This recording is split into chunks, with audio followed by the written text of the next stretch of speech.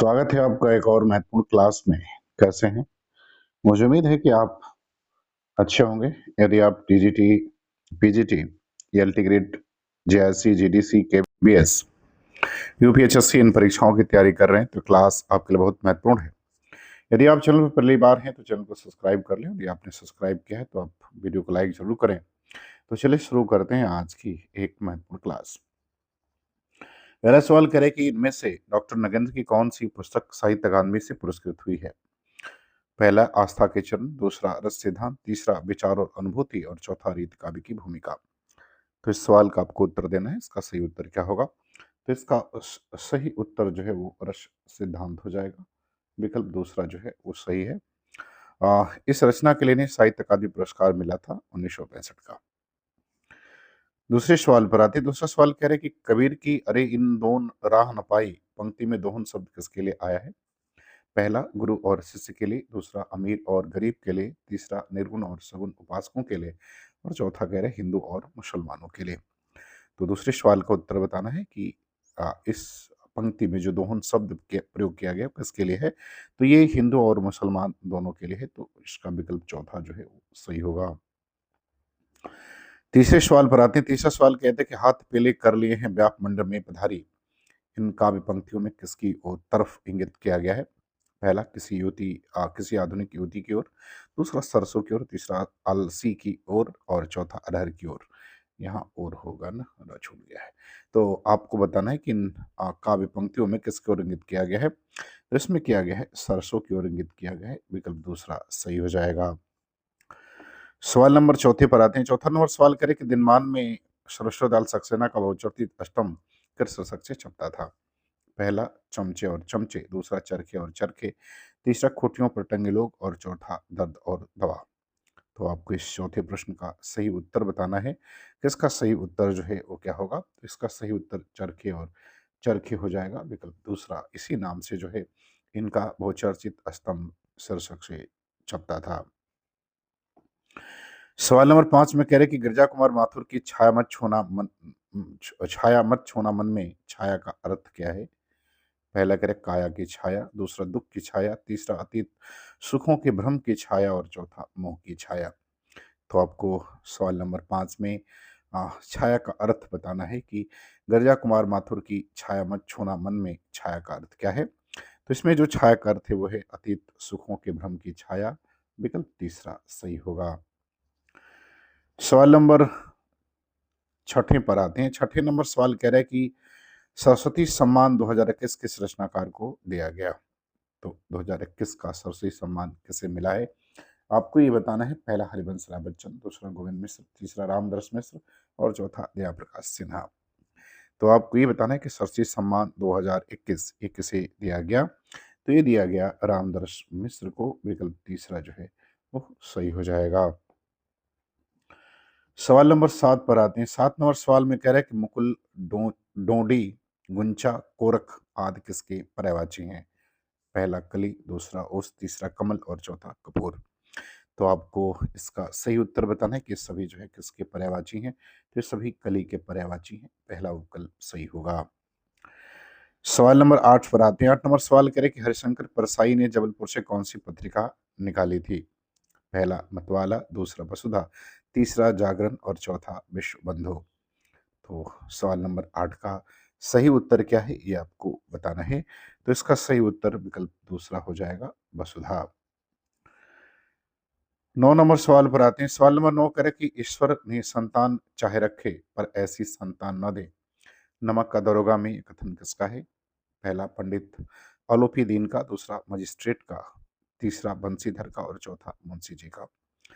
तो आपको इस सवाल का सही उत्तर बताना है कि नमक का दरोगा जो मुंशी प्रेमचंद के द्वारा लिखित कहानी है, इसमें ये कथन किसका है? तो ये मुंशी जी का कथन है।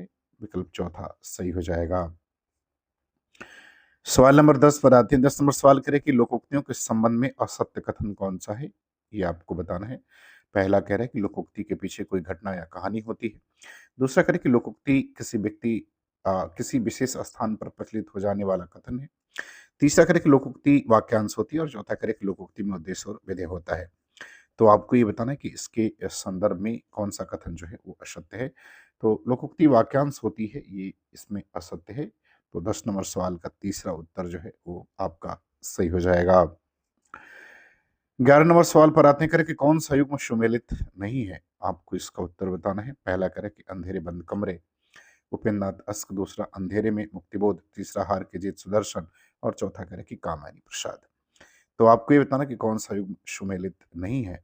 तो पहला जो है वो सुमेलित नहीं है, उपेंद्रनाथ अस्क, अंधेरे बंद कमरे इनकी रचना नहीं है। आप कमेंट में जरूर बताइएगा एक रचना किसकी है, बाकी तीनों रचनाएं जो है वो सुमेलित हैं। सवाल नंबर 12 पर आते हैं। 12 नंबर सवाल करें कि उसने कहा था शीर्षक कहानी में उसने किस पात्र के लिए प्रयुक्त किया गया है, ये आपको बताना है। पहला लहना सिंह के लिए, दूसरा सूबेदारनी के लिए, तीसरा वजीरा सिंह के लिए और चौथा बोधा सिंह के लिए। तो आपको 12 नंबर सवाल में ये बताना है कि उसने शब्द जो है इस कहानी में, उसने कहा था कहानी में उसने किस पात्र के लिए प्रयुक्त किया गया है 12 नंबर सवाल में। तो ये सूबेदारनी के लिए प्रयोग किया गया है, विकल्प दूसरा सही हो जाएगा। 13 नंबर सवाल पर आते हैं। 13 नंबर सवाल में करें कि सुखी शब्द का तृतीय एक वचन रूप क्या होगा, आपको ये बताना है।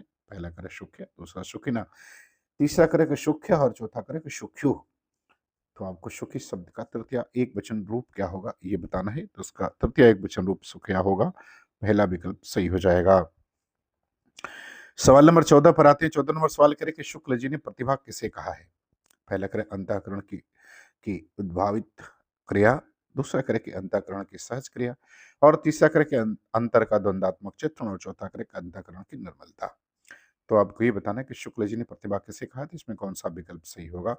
तो इसका विकल्प पहला जो है वो आपका सही हो जाएगा, अर्थात 14 का सवाल नंबर पहला सही होगा। और इस सवाल नंबर 15 में कह रहे हैं कि प्रेमचंद की किस कहानी में भारतीय शिक्षा पद्धति की खिल्ली उड़ाई गई है। पहला करे ईदगाह, दूसरा बड़े घर की बेटी, तीसरा करे नमक का दरोगा और चौथा करे कि बड़े भाई साहब। तो सवाल नंबर 15 का सही उत्तर क्या होगा ये बताना है। तो प्रेमचंद की कहानी बड़े भाई साहब में जो है भारतीय शिक्षा पद्धति की खिल्ली उड़ाई गई है, विकल्प चौथा सही हो जाएगा। सवाल नंबर 16 पर आते हैं। 16 नंबर सवाल में करें कि निम्नलिखित में से शुद्ध वाक्य क्या है, आपको इसमें से शुद्ध वाक्य बताना है। पहला करें कि हरि बैकुंठम उपवसति, दूसरा करें कि हरि बैकुंठम अनुशवति, तीसरा करें हरि बैकुंठी वसति और चौथा करें कि उपयुक्त सभी शुद्ध हैं। तो आप बताना कि कौन सा इसमें से शुद्ध है। तो देखो भाई इसमें सभी शुद्ध हैं, विकल्प चौथा जो है इसका उत्तर क्या होगा वो सही हो जाएगा। हरि बैकुंठ में निवास करते हैं या बसते हैं, इसका मतलब होगा। तो ये सभी जो है इसमें शुद्ध होगा। सवाल नंबर 17 पर आता है। 17 नंबर सवाल करें कि मनु भंडारी की किस कहानी में नौकरी करती परिवार के लिए मरती खपती लड़की के टूट जाने का दर्द उकेरा गया है। पहला करिए खाने आकाश नहीं, दूसरा अकेली, तीसरा यही सच है और चौथा ऊंचाई। तो सवाल नंबर 17 का सही उत्तर क्या होगा ये बताना है। तो इसका सही उत्तर विकल्प पहला हो जाएगा, एक खाने आकाश नहीं। ये कहानी जो है जिसमें एक नौकरी करती परिवार के लिए मरती खपती लड़की के टूट जाने का दर्द जो है वो उकेरा गया है। सवाल नंबर 18 पर आते हैं। 18 नंबर सवाल में कह रहे कि इनमें से किस लेखक ने स्वतंत्रता आंदोलन के दौरान क्रांतिकारियों के साथ बम बनाए थे। पहला सच्चिदानंद हीरानंद बादशाह नगी, दूसरा जयनंद कुमार, तीसरा उपेंद्रनाथ अस्क और चौथा माखनलाल चतुर्वेदी। तो सवाल नंबर 18 का सही उत्तर क्या होगा ये आपको बताना है। तो इसका सही उत्तर विकल्प पहला सही होगा, सच्चिदानंद हीरानंद बादशाह अज्ञे होगा। सवाल नंबर 19 पर आते हैं। 19 नंबर सवाल कह रहे हैं कि यशपाल की रचनाओं में उपस्थित है। पहला करें कि प्रेम का उदात्त रूप, दूसरा रूढ़ियों का महिमा मंडन, तीसरा आम आदमी के अंधविश्वासों की सराहना और चौथा आम आदमी के सरोकार। तो यशपाल की रचनाओं में हमें क्या देखने को मिलता है, तो देखने को मिलता है आम आदमी के सरोकार। तो चौथा विकल्प जो है इसका करेक्ट हो जाएगा सवाल नंबर 19 का। 20 नंबर सवाल पर आती है। सवाल नंबर 20 कह रहा है कि आदिकालीन रासो साहित्य की प्रमुख प्रवृत्तियों से संबंधित कौन सा कथन सही नहीं है।